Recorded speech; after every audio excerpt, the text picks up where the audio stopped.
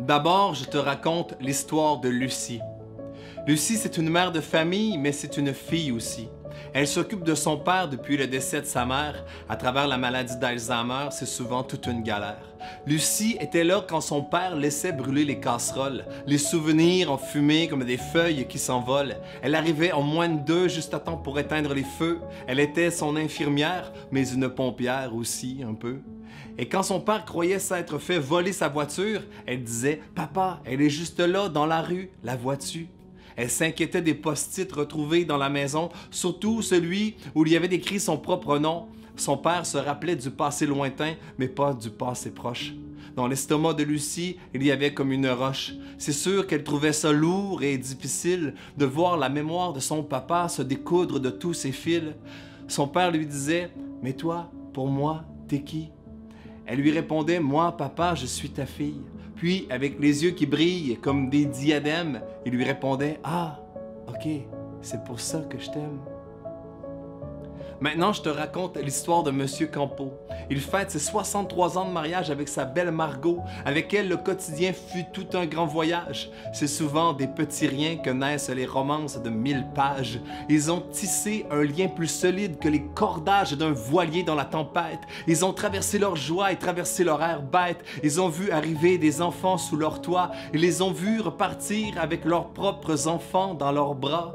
Mais le temps, avec son visage d'imprévu, arrive parfois avec des nouvelles qui embrouillent la vue. La mémoire fragile, une perte d'équilibre. La cage de la maladie nous rappelle que la santé, c'était d'être libre.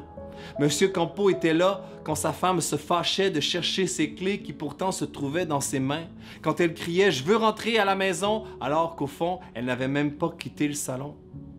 Monsieur Campeau veut la garder le plus longtemps possible comme de raison, mais il s'essouffle et les jours asphyxient ses horizons. Il se sent coupable de s'offrir un petit temps de répit. « Oui, oui, promis, je prendrai du temps samedi. » Et soudain, hors de nulle part, Margot sort un souvenir, comme si, avant de s'effacer, les choses voulaient s'écrire.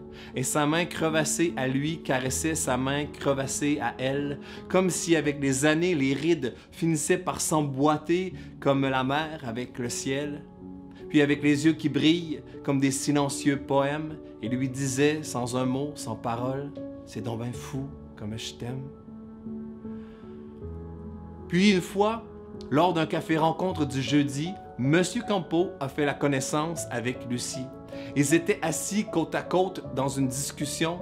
Chacun était l'écho de l'autre dans sa situation. Ils ont ri des choses dont on n'ose même pas rire. D'une poussière d'amitié, ils ont fait un sentier pour se soutenir. C'est fou comment on part léger une fois qu'une tristesse est partagée. Les mots et l'écoute de l'un étaient pour l'autre une échelle, une prairie, un téléphone, un baume. Des Monsieur Campeau et des Lucie, il y en a des centaines qui font de leur vie un don de soi à longueur de semaine.